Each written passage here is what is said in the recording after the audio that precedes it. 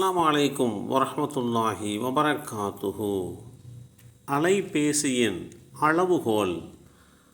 அப்துல்லாஹ் இப்னு அம்ர் பின் as ரலியல்லாஹு அன்ஹு அவர்கள் அறிவித்தார்கள், அல்லாஹுடைய தூதர் ஸல்லல்லாஹு அலைஹி வஸல்லம் அவர்கள், உன்னுடைய கண்ணுக்கு செய்ய வேண்டிய கடமைகள் உனக்கு உண்டு.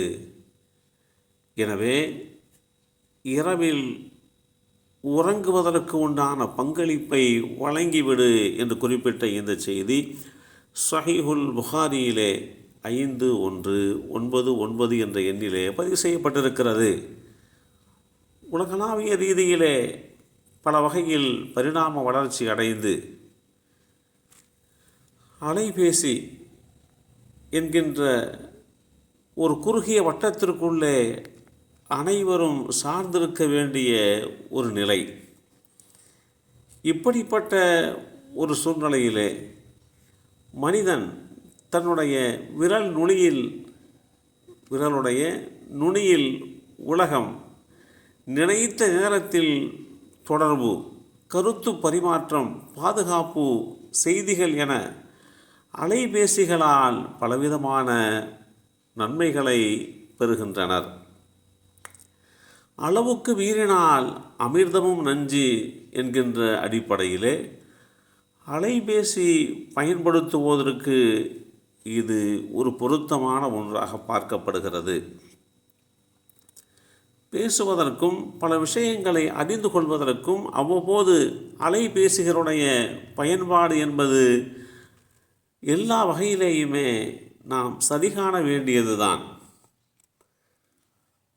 ஆனால் அதற்கென்று சில கால வரைமுறை இல்லாமல் அலைபேசிகளை பயன்படுத்துவது தவறு என்பதை புரிந்து கொள்ள கடமைப்பட்டிருக்கிறோம். வெவ்வேறு வேலைகளை செய்து கொண்டிருந்தாலும் அலைபேசியினுடைய அழைப்பு, அந்த அழைப்புக்காக வேண்டிய இணையதளங்கள் போன்ற செயலிகளின் ஒலிகளுக்காகவே பெரும்பாலானோருடைய மனம் ஏங்கி கிடக்கின்றன என்று சொன்னால் அது மிகையாக ஆகாது. அழைப்பு ஒலிகள் குறிப்பிட்ட கால இடையிலே வரவில்லை என்றால் உடலுக்குள் பதற்றமான சூழ்நிலை உருவாவதாக ஒரு புள்ளிவிவரம் தெரியப்படுத்துகிறது. இன்றைய காலகட்டத்தில் குறிப்பிடப்பட வேண்டிய ஒன்று, 24 மணி நேரமும் அலைபேசி நம்முடைய உடலோடு ஒட்டி இருக்கின்றன.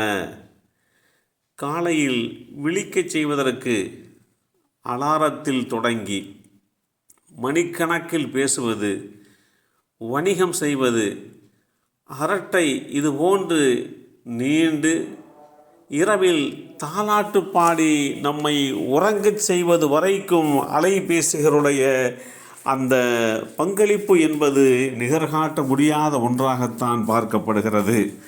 ஆனாலும் இன்றைக்கு மருத்துவர்கள் குறிப்பிடுகிறார்கள், கண் சம்பந்தப்பட்ட பல்வேறு நோய்களுக்கு, பல்வேறு பிரச்சனைகளுக்கு இரவிலே அலைபேசியை இருட்டில் பார்ப்பதுதான் காரணம் என்று மருத்துவர்கள் நம்மை எச்சரிக்கை செய்கிறார்கள். அந்த அலைபேசியிலே இருந்து வெளிப்படக்கூடிய அந்த ஒளி நம்முடைய கண்களை பாதிப்படைய செய்கின்றது.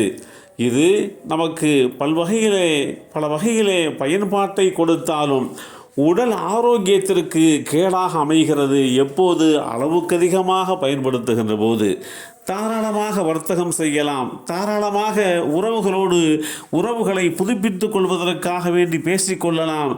தன்னுடைய படிப்பு ரீதியான உண்டான பிரச்சனைகளுக்காக வேண்டி ஒரு மாணவர் அந்த அலைபேசியை பயன்படுத்தி கொண்டு தன்னை முன்னேற்ற பாதையிலே கொண்டு செல்வதற்கு அமைத்து கொள்ளலாமே தவிர, அளவு கடந்து போகின்ற போது அது பல்வேறு விதமான பிரச்சனைகளை உண்டாக்கி, சிரமங்களையும் சிக்கல்களையும் உண்டாக்கி, பல வகையிலே மனிதனுடைய உடலுக்கு, குறிப்பாக கண்களுக்கு தீங்கிழைக்கிறது என்பதோடு மாத்திரமல்லாமல் உடலியல் ரீதியாக மனிதனுடைய மூளைக்கு பெருங்கொண்ட பாதிப்பை ஏற்படுத்தி கொடுக்கிறது.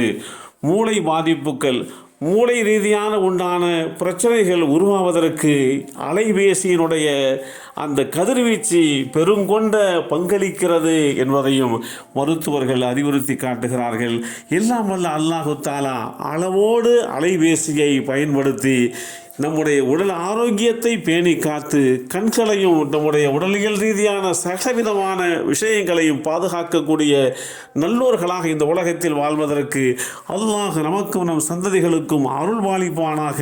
அஸ்ஸலாமு அலைக்கும் வரஹ்மத்துல்லாஹி வபரகாத்துஹு.